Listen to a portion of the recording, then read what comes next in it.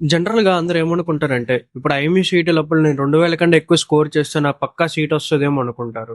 కానీ harsh reality ఏటంటే, ఒకవేళ మీరు 1000 కన్నా తక్కువ స్కోర్ చేసినా సరే మీకు సీట్ రావడంలో చాలా ఇబ్బంది పడతారు. అది ఎందుకు? ఎలాగా? అసలు దానికంటూ ఉన్న కట్ ఆఫ్ ఏంటి? ఇంకా దాంట్లో ఎంత కాంపిటీషన్ ఉంది? అదంతా మనం ఈ వీడియోలో ఈరోజు మాట్లాడుకుందాం. Let get start into the video. Hi! This is Sai Karthikeyan. BSc nautical science final year cadet. మీరు కూడా నాలానే మెర్చెంట్ నేవీలో జాయిన్ అవుదాం అనుకుంటున్నారా? అయితే ఈ వీడియోని పూర్తిగా చూడండి. ఎందుకంటే ఈరోజు మనం ఈ టాపిక్ లోపల అసలు మెర్చెంట్ నేవీలో జాయిన్ అవ్వడానికన్నా ముందు మీరు రాసే ఐఎంఈ సీట్ లోపల కట్ ఆఫ్స్ ఎంత అనేది, అంటే దానికి ఇంకా కావాల్సిన మెయిన్ ఇంపార్టెన్స్ పాయింట్స్ అంతా డిస్కస్ చేసుకుందాం. కానీ దానికన్నా ముందు మీకు డిస్క్రిప్షన్ లో కనిపిస్తున్న లింక్ ని వెంటనే ట్యాప్ చేసి ఆ ఫామ్ ని అర్జెంట్ గా ఫిల్ చేయండి. ఇప్పుడు మనం ఐఎంఈ సీటీ రియాలిటీ కోసం మాట్లాడుకుందాం. ఫస్ట్ నా కోసం నేను చెప్తాను. నేను ఐఎంఈ సీటీ రాసింది 2023 లోపల. అప్పుడు నేను రాసినప్పుడు ఆ టైం లోపల మనకి ఓన్లీ 30,000 నుంచి 40,000 మంది రాసేవాళ్ళు. ఆ 30,000 40,000 లోపల మనకి ఒక 10 నుంచి 15,000 మందికి మాత్రం సీట్ వచ్చేసేది. కానీ ఇప్పుడు అలా కాదు. మీ దరిద్రం ఎక్కడికి వెళ్ళి మరి డాన్స్ చేస్తుందో అర్థం కావట్లేదు. మీకు చూసుకుంటే ఒక 80,000 నుంచి 1,00,000 కన్నా ఎక్కువ మందే ప్రతి ఇయర్, అంటే ఇప్పుడు 2026 80,000 నుంచి 1,00,000 మంది కన్నా ఎక్కువ మందే ప్రతి ఇయర్ అప్లై చేస్తున్నారు. సో మీరే చూసుకోండి కాంపిటీషన్ అనేది ఎంత ఇంక్రీజ్ అయ్యిందో. ఎప్పుడైతే కాంపిటీషన్ ఇంక్రీజ్ అవుతుందో ఆటోమేటికల్లీ కట్ ఆఫ్స్ కూడా ఇంక్రీజ్ అయిపోతుంది. పోనీ ఎంత కట్ ఆఫ్ పెరిగినా సరే ఎంతమంది క్వాలిఫై అవుతారో తెలుసా ప్రతి సంవత్సరం? అంటే ఇప్పుడు మీరు రాసిన ఈ సంవత్సరానికి అయితే ఒక 10,000 నుంచి 15,000 మంది మాత్రమే క్వాలిఫై అవుతారు. ఆ లాస్ట్ లో ఉన్న 2,000 3,000 మంది ఎస్సీ అండ్ ఎస్టీ క్యాండిడేట్స్ మాత్రమే గవర్నమెంట్ సీట్ ఇస్తుంది. మిగిలిన క్యాండిడేట్స్ అందరికీ జనరల్ గానీ ఓబీసీ గానీ వీళ్ళందరికీ మీకు మినిమం 12,000 కన్నా తక్కువలో మీకు ర్యాంక్ రావాల్సి వస్తుంది. ఇప్పుడు నేను ఈ 12,000 కన్నా తక్కువలో ర్యాంక్ వచ్చింది నేను సెక్యూర్ అంటే అలా కూడా కాదు. దీని తర్వాత కూడా మీకు ఇంకా చాలా ఇష్యూస్ ఉన్నాయి. అవన్నీ మీకు స్టెప్ బై స్టెప్ చెప్తాను. ఇప్పుడు ఈ కట్ ఆఫ్స్ అనేవి మనకి జనరల్ గా డిపార్ట్మెంట్ అదే కోర్సెస్ వైజ్ మనకి డిఫరెంట్ గా వర్క్ అవుతూ ఉంటాయి. ఇప్పుడు మెయిన్లీ మనకి చూసుకుంటే ఎంఈసీటీ రాసేది అయితే మాత్రం 3 కోర్సులే. ఒకటి బిఎస్సి, డిఎన్ఎస్, ఇంకా బిఈ మెరైన్ చేద్దాం అనుకునే వాళ్ళు మెయిన్లీ హైయెస్ట్ ప్రిఫరెన్స్ అనేది మనం డిఎన్ఎస్ కి ఇవ్వాలి. ఎందుకంటే ఇప్పుడు డిఎన్ఎస్ వాళ్ళు ఈ ఇయర్ లోపల వాళ్ళు కంపెనీ ఇంటర్వ్యూస్ కి ఇంకా కంపెనీ ఎగ్జామ్స్ కి అనేవి అటెండ్ అవుతూ ఉంటారు. ఇప్పుడు వన్స్ మీరు కంపెనీ ఇంటర్వ్యూకి అటెండ్ అవుతున్నప్పుడు వాళ్ళు పక్కాగా అడుగుతారు మీ ఐఎంసీటీ ర్యాంక్ ఎంతని. ఇప్పుడు మీరు ఒకవేళ 20,000 లేకపోతే 20,000 కాదు, ఒక 10 నుంచి 15,000 లోపల వచ్చిందంటే వాళ్ళు జనరల్ గా మిమ్మల్ని ఎంకరేజ్ అయితే చేయరు స్పాన్సర్షిప్ ఇవ్వడానికి. సో మీ డిఎన్ఎస్ చేద్దాం అనుకుంటే మీ కట్ ఆఫ్స్ అనేవి ఎంత తక్కువ ఉంటే అంత మంచిది. ఇంకా మీ ర్యాంక్ అనేది మినిమం గా ఒక 1000 నుంచి 1,500 లోపల వస్తే చాలా బెటర్. ఇంకా మెయిన్లీ నెక్స్ట్ మనం చూసుకుంటే బిఎస్సి. ఈ బిఎస్సికి చూసుకుంటే డిఎన్ఎస్ కంటే తక్కువేం కాదు. అలాగని చెప్పి బిఈ మెరైన్ చేసే వాళ్ళంత ఎక్కువ కూడా అవసరం లేదు. ఇప్పుడు బిఎస్సి వాళ్ళకి కొన్ని కొన్ని కంపెనీస్ కొన్ని కొన్ని కాలేజెస్ లోపల కంపెనీస్ ప్రీ స్పాన్సర్షిప్స్ అనేవి అవైలబుల్ గా ఉన్నాయి.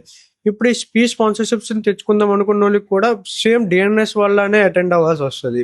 ఒకవేళ మీరు బిఎస్సి చేస్తున్నా సరే డిఎన్ఎస్ వల్ల అటెండ్ అవ్వడం అంటే అర్థం కాలేదు కదా. క్లియర్ గా ఎక్స్ప్లెయిన్ చేస్తాను వినండి. ఇప్పుడు బిఎస్సి క్యాండిడేట్ కూడా ఎప్పుడైతే బిఎస్సి అంటే 3 years కోర్స్ స్టార్ట్ చేయక ముందే కంపెనీకి ఎప్పుడైతే అటెండ్ అవుతుంటాడో ఆ కంపెనీ వాళ్ళు జనరల్ గా కొన్ని బేసిక్ క్వశ్చన్స్ అడుగుతుంటాయి. బేసిక్ క్వశ్చన్స్ లో నువ్వు ఎంత పెర్ఫామ్ చేసినా సరే నీ ఐఎంయూ ర్యాంక్ అనేది చాలా లీస్ట్ గా ఉంటే నిన్ను వాళ్ళు బేసిక్ గానే నీ నాలెడ్జ్ తక్కువ అని కానీ లేకపోతే నీ పెర్ఫార్మెన్స్ తక్కువ అని కానీ ఇలా జడ్జ్ చేస్తూ ఉంటారు. సో బిఎస్సి చేసే ముందు నువ్వు కంపెనీ కావాలనుకుంటే మాత్రం నీకు మంచి ర్యాంక్ స్కోర్ చేసి ఉండాలి. లేదు ఇప్పుడు నేను ఓన్లీ బీఎస్సీ చేస్తున్న మధ్యలో కంపెనీ వస్తుంది కదా, అలాంటప్పుడు నాకు ఎక్కువ ర్యాంక్ అవసరం లేదేమో అనుకుంటావు కదా. అలాంటప్పుడు కూడా నీకు మినిమం ర్యాంక్ అనేది ఉండాలి. ఎందుకంటే ఇప్పుడు బిఎస్సీ చేద్దాం అనుకున్నా సరే నీకు India wise only 560 to 700 seats మధ్య లోపల నీకు అవైలబుల్ గా ఉన్నాయి. ఇప్పుడు ఈ వేల లోపల నువ్వు 700 మంది మధ్యలో రావాలంటే నువ్వే అర్థం చేసుకో నీ కాంపిటీషన్ అనేది ఎంతలా ఉంటది అనేది. ఇప్పుడు మనం నెక్స్ట్ మాట్లాడుకోవాల్సింది బిఈ మెరైన్ వాళ్ళ కోసం. ఈ బిఈ మెరైన్ అనేది మనకి జనరల్ గా మాట్లాడుకోవడానికి 4 years కోర్సెస్. ఈ 4 years కోర్స్ లోపల నువ్వు జనరల్ గా ప్లేస్మెంట్ అనేది చాలా కంపెనీస్ ఇంకా చాలా కాలేజెస్ నీకు జాయిన్ అవ్వక ముందే ప్రొవైడ్ చేస్తున్నాయి. అందులో మొదటిది ఆమెట్ ఒకటి, తర్వాత మీకు తులాని, ఇంకా మ్యానెట్. ఈ 3 కంపెనీస్ ఇంకా అదే ఈ 3 కాలేజెస్ మీకు జనరల్ గా ప్లేస్మెంట్ అనేది జాయిన్ అవ్వక ముందే మీకు ప్రొవైడ్ చేస్తూ ఉన్నాయి. సో ఈ బిఈ మెరైన్ వాళ్ళకి కూడా కట్ ఆఫ్ మార్క్స్ అనేవి చాలా ఎక్కువగా ఉండాలి. ఎందుకంటే అదే చాలా తక్కువగా ఉండాలి. ఎందుకంటే వీళ్ళకి ఓన్లీ 500 to 600 సీట్స్ మాత్రం అవైలబుల్ గా ఉన్నాయి. As compared to the other courses వీళ్ళకి చాలా సీట్స్ అనేవి మాక్సిమం తక్కువగా ఉంటాయి. ఎందుకంటే ఎక్కువ కాలేజీల లోపల 4 సంవత్సరాల కోర్సులు ఎవరు మెయింటైన్ చేయరు. సో ఈ కోర్స్ చేద్దాం అనుకున్న ప్రతి ఒక్కళ్ళకి మీ కట్ ఆఫ్స్ అనేవి ఎంత తక్కువ ఉంచుకుంటే అంత మంచిది. ఇప్పుడు మొత్తానికి మీరు ఏ కోర్స్ చేద్దాం అనుకున్నా సరే మీరు సేఫ్ సైడ్ గా మీ కట్ ఆఫ్ మార్క్స్ అనేవి 120 కన్నా తక్కువ ఉండాలి. ఒకవేళ మీ మార్క్స్ 120 కన్నా తక్కువ ఉంటే మీ ర్యాంక్ పక్కాగా ఒక 1000 నుంచి 2000 మధ్య లోపలే వస్తుంది. 2000 కంటే ఇంకా తక్కువ, అదే 1000 కంటే ఇంకా తక్కువలో వచ్చే ఛాన్సెస్ కూడా చాలా ఉన్నాయి. కానీ ఈ మినిమం 120 మార్క్స్ మీరు స్కోర్ చేయాలనుకుంటే దానికన్నా ముందు నుంచే మీ దగ్గర ఒక స్టడీ మెటీరియల్, ఇంకా దానికి సంబంధించిన బేసిక్ టాపిక్స్ కూడా మీ దగ్గర ఉంటూ ఉండాలి.